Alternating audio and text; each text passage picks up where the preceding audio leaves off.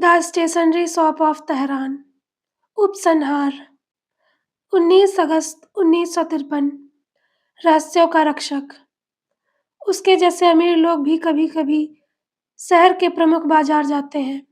वहाँ सोना, कालीन और चूड़ियाँ मिलती हैं, जो आतिश जैसी सजी-धजी महिलाओं की पतली कलाइयों की शोभा बढ़ाती हैं। लाल रंग के ढेरों के बराबर केसर बिकता है। लेस की अंडरवियर कपड़े सुखाने वाली क्लिप से डोरी सी टंगी रहती है। रंग-बिरंगे मोज़ेक के डिब्बे पिरामिड की तरह सजे रहते हैं।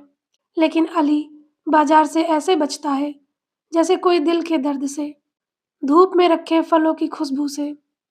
फेरी वालों की चिल्लाहट, यहाँ तक कि खरबूजे की हल्की सी महक भी उसे अंधा कर सकती है। वहाँ खरीदारी की जरूरत नहीं। क्यों? घर में पर्याप्त सामान है। आती नियमितता और भरोसेमंद तरीके से घर चलाती है। उसके बेटे उसे ज्यादा परेशान नहीं करते। बेटियां बड़ी हो गई हैं और उनकी शादी अच्छी हो गई है। वह इससे ज्यादा और क्या मांग सकता था? भगवान के लिए, अली, जो भी अच्छाई हो उसके लिए। वह युवाओं की मदद के लिए दुकान खोलता है। वह स्टेशनरी के साथ साथ किताबों को भी प्राथमिकता देता है। दुनिया भर की पुस्तकें, अक्षरों वाली, पुराने नए महान लेखकों के शब्द और ज्ञान और जोखिम से भरे ग्रंथ। यह दुकान, यह आश्रय स्थल, इसने उसे बचा लिया, खासकर इसलिए क्योंकि उसके पिता की कफयुक्त हंसी ने उस व्यक्ति के साथ भविष्य की संभावना को नकार दिया था, जिसकी तरबूज जैसी सुगंधित त्वचा अब भी वह चाहता है। देखो, परंपरा और भगवान के लिए अली, उसने और आतिया ने अपने भविष्य को सुरक्षित कर लिया। और वह जिस लड़की ने बाजार के पीछे चौक में अपनी कमर पर खरबूजे के छिलके से भरा टब संभाल रखा था और उसे चूमा था, अब पीछे छूट गई है, लगभग भुला दी गई है। जब बच्चे पैदा हुए तो वे एक के बाद एक जल्दी-जल्दी हुए। कुल 4, और ईश्वर की कृपा से सभी स्वस्थ थे। उनकी परवरिश उनकी माँ की देखभाल और स्वयं के मार्गदर्शन में हुई। 2 बेटों ने विद्वता में अपनी पहचान बनाई। प्रधानमंत्री ने लोगों से सड़कों पर न निकलने का आग्रह किया है। दुकान में सन्नाटा पसरा है, सिवाय उस सीढ़ी की आवाज के जिसे वह पीछे गोदाम के फर्श पर घसीट रहा है। उसे कुछ हफ्ते पहले ही उस सीढ़ी पर बद्री की याद सता रही है। चाकू उसके गले में घुस गया था। उसकी त्वचा पर खून की बूंदें थी। वह अचानक पसीने से भीग जाता है। घबराहट का यह क्षण उसके भीतर, यह उथल-पुथल जो कुछ ही मिनटों के असहनीय दर्द के कारण है, बीत जाएगी। इसे बीत जाना ही होगा। अली, उस लड़की को भूल जाओ। उसे किताबों को व्यवस्थित करने का पूरा काम करना है। उसे जल्द ही घर जाना है। एटिच उसका इंतजार कर रही है और कभी-कभी वह देर से आता है तो उसे लगता है कि एटिच को शक है कि वह किसी और से मिल रहा है। अली झाड़ू उठाता है और फर्श साफ करता है और वह फिर उसके साथ होती है। यह देखकर आश्चर्य होता है कि वह उसे हर समय अपने साथ कैसे रख सकता है। जब वह इतने वर्षों के बाद अपने छोटे बेटे के साथ इसी दुकान की जमीन पर फिर से आई, तो वह कचरे के पीछे खड़ा था, बाजार में फिर से कूड़ेदान के पास। क्या वह सचमुच कभी उस जगह को छोड़कर गया था, जहाँ उसके पास सब कुछ था, जबकि बाकी दुनिया प्रार्थना के हाथ फैलाए बैठी थी? अब भी उसे उसकी याद आती है, अब भी वह उसे याद करता है। वह उसके लिए ये सब क्यों करता है? वह उसे क्यों नहीं कह सकता?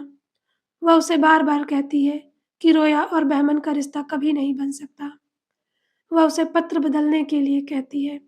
वह उससे ऐसा करने की कसम खिलवाती है और वह ऐसा करता है क्योंकि वह उसका ऋणी है, क्योंकि उसके बाजार के पीछे उस चौक में उसके साथ गलत काम किया था।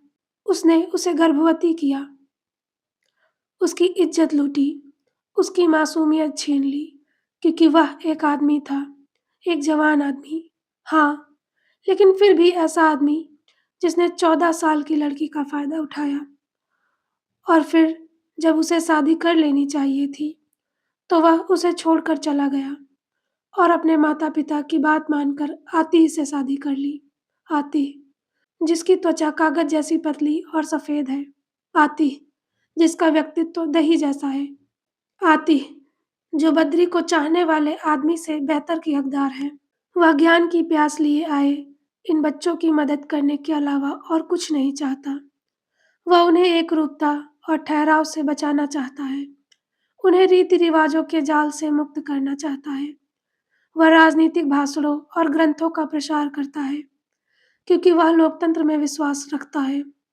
वह जानता है कि प्रधानमंत्री में सदैव एक निष्पक्ष और न्यायप्रिय नेता है। जब बहमन असलान जैसे लड़के आते हैं, तो वह उन्हें आगे बढ़ के मदद करता है। शायद वह इन आदर्शवादी लड़कों और लड़कियों को उनकी बुद्धि और कौशल का उपयोग देश और खुद को बेहतर बनाने के लिए मार्गदर्शन कर सके। शायद वह उन्हें बचा सके। उन सभी दिनों में जब रोया कायहानी स्कूल के बाद दौड़ कर आती थी, जब वह किताबों के सुझाव मांगती थी, तो वह संतुष्ट हो जाता था। किताबों में लिखे पत्रों के जरिए प्रेम पत्र कहानियों को संजोना उन्हें सबसे ज़्यादा खुशी देता है। उसके द्वारा आगे बढ़ाए गए प्रेम पत्र, कार्ड युवा जोड़ों को संवाद का एक माध्यम प्रदान करते हैं, जो अन्यथा उनके लिए संभव नहीं होता। उनके पास ये नहीं है, माता-पिता के दबाव और घुटन भरे रीति-रिवाजों से थोड़ी राहत, जिनमें वे भी फँसे हुए हैं। वह उन प्रेम पत्रों को उन जोड़ों के लिए ले जाता है, जिन्हें वह जानता है कि वे एक-दूसरे के साथ नहीं देखे जा सकते। ऐसे जोड़े जो वर्ग, धर्म, सामाजिक बंधनों से अलग हैं, लेकिन इच्छा से नहीं। उन लड़कियों के लिए जिनके कपड़े अमीर लड़कों के लिए बहुत पुराने हैं। उन लड़कों के लिए जिनकी आय की संभावनाएं कुलीन लड़कियों के लिए बहुत निराशाजनक है। यहूदियों से प्यार करने वाले मुसलमानों के लिए, राजशाही से प्यार करने वाले कम्युनिस्टों के लिए, और वह ऐसा करने में प्रसन्न है। वह चीज़ पाना चाहता है जो उससे छीन ली गई थी, प्रेम करने की स्वतंत्रता। उन्होंने जिनकी मदद की, उन्हें यह याद रखना ज़रूरी है, अच्छे कामों को सहेजे रखना चाहिए। और उसने बहमन और रोया को प्यार में पड़ने में मदद की। क्या वह यह जानते हुए बैंक नहीं भागा था कि वो दोनों अकेले होंगे? क्या वह बार-बार पीछे वाले स्टोर रूम में नहीं गया था ताकि वो शांति से बातें कर सके? वह उनकी मदद करता है, उन्हें निजता का एक पवित्र स्थान देता है, एक-दूसरे के साथ समय बिताने का मौका। वह बड़ी खुशी से बद्री के बेटे को अपने घर में ही रोया से प्यार करते देखता है और बाद में उसके पत्रों का आदान-प्रदान करता है, जब तक वह इसे खत्म करने के लिए ना कह दे। उसका दिल उसे क्यों नहीं छोड़ता? कुछ लोग हमारी आत्मा में क्यों बस जाते हैं? हमारे गले में क्यों अटक जाते हैं? हमारे दिमाग में क्यों छप जाते हैं? अली, उस लड़की को भूल जाओ। रोया इस समय चौक में है, इंतज़ार कर रही है। भगवान उसे क्षमा करे, भगवान उसे दोष मुक्त करे। बद्री ने उसे बताया कि उसने अपने ही तरीके से अपने बच्चे का गर्भपात करा दिया था। अली बहमन को बचाने की कोशिश करता है। उसे वो सब कुछ देना चाहता है, जो वो चाहता है, किताबें, राजनीति, प्यार। लेकिन बद्री उसके लिए एक चीज़ नहीं चाहती, और वो ये कि उसकी योजना विफल हो जाए। बलिबन के लिए उसकी योजनाएँ हैं और उसमें रोया शामिल नहीं है। जब उसने इस तरह अपनी गर्दन में छेद किया और लगभग मर गई, जब वह बाद में उत्तर की ओर समुद्र के किनारे आराम करने के लिए, ठीक होने के लिए चली गई, तब भी वह उसे बहलाती रही। उसने उससे वादा करवाया, और हाँ, उसके कहने पर उसने बहमन का पत्र दोबारा लिखा। उसने बस एक शब्द बदला, बस इतना ही, चौक का नाम। लेकिन सब बदल गया।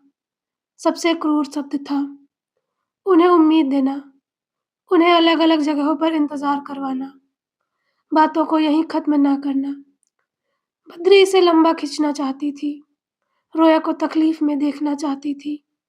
वह उत्तर में समुद्र के किनारे से बार-बार फ़ोन करती रही, ताकि यह सुनिश्चित कर सके कि उसने ठीक वैसा ही किया है, जैसा उसने चाहा था।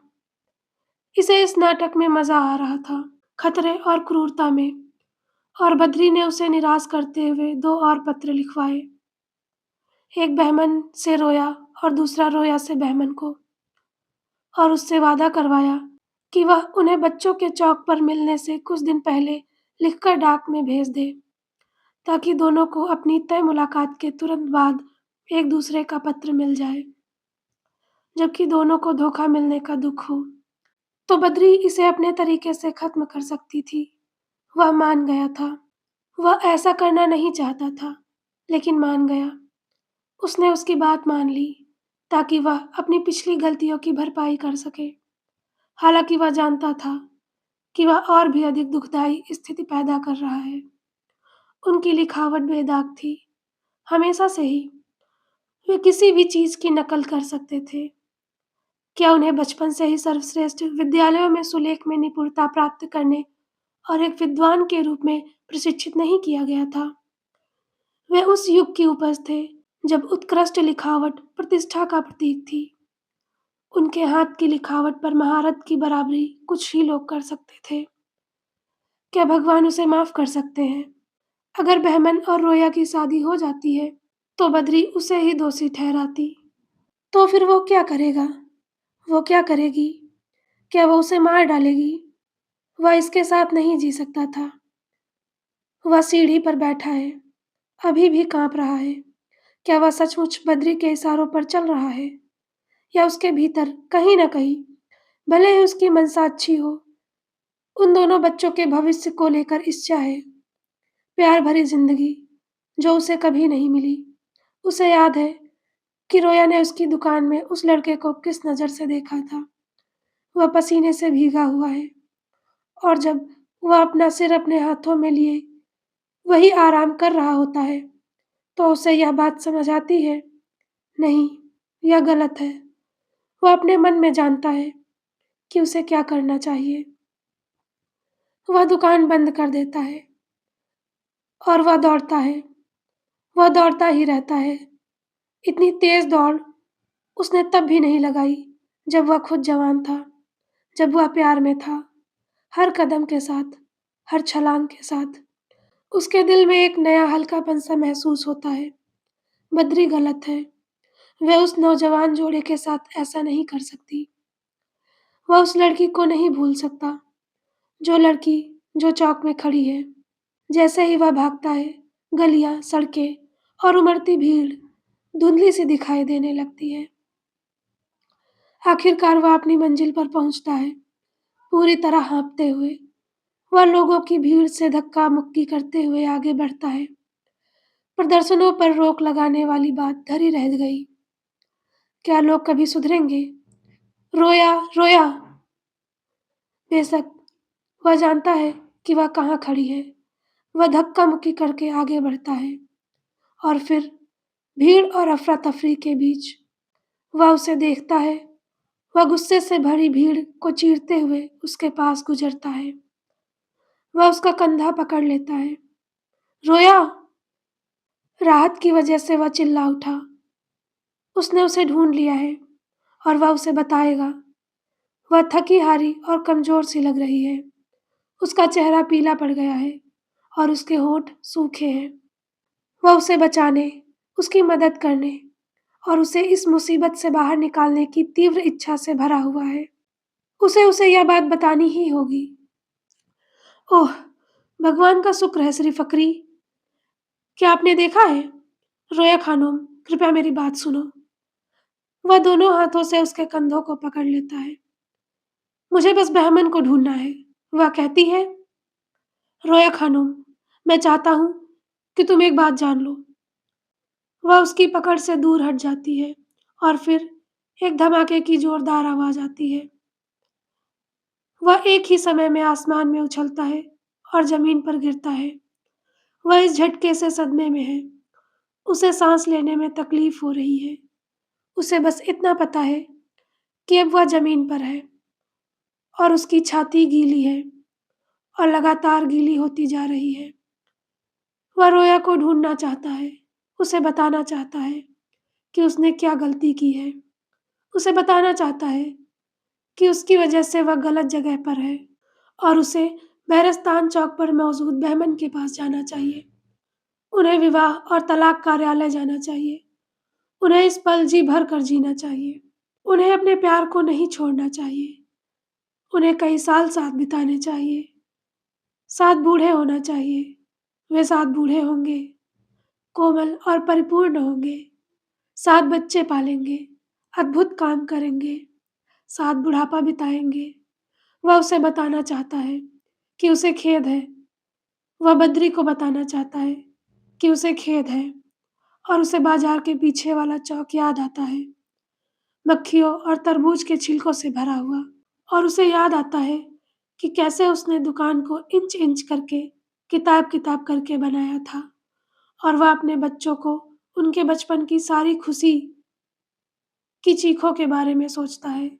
वह गलत है और वह आतिफ़ को रात में चुपचाप अपनी कुर्सी पर सिलाई करते हुए देखता है और वह इस दुनिया को बताना चाहता है कि उसे खेद है और बद्री ने जिस बच्चे को उसके गर्भ से निकाला था, वह इस गर्मी में 36 साल का हो गया होता और उसे यह जानने का भी मौका नहीं मिला। वह बच्चा कभी उसका हाथ पकड़ने का मौका नहीं पा सका और उसे अफ़सोस है, उसे अफ़सोस है। रोया का चेहरा उसके सामने है और अब कई और लोगों का भी। एक आदमी उसकी गीली छाती पर दबाव डाल रहा है और वह साँस नहीं ले पा रहा है। वह हवा में तैर रहा है। बाजार से बद्री वहाँ खड़ी है, अपने पंजों पर संतुलन बनाए हुए, मानो कुछ पल के लिए बाकियों से अलग। उसके होंठ उसके चेहरे पर गर्म और चिपचिपे हैं।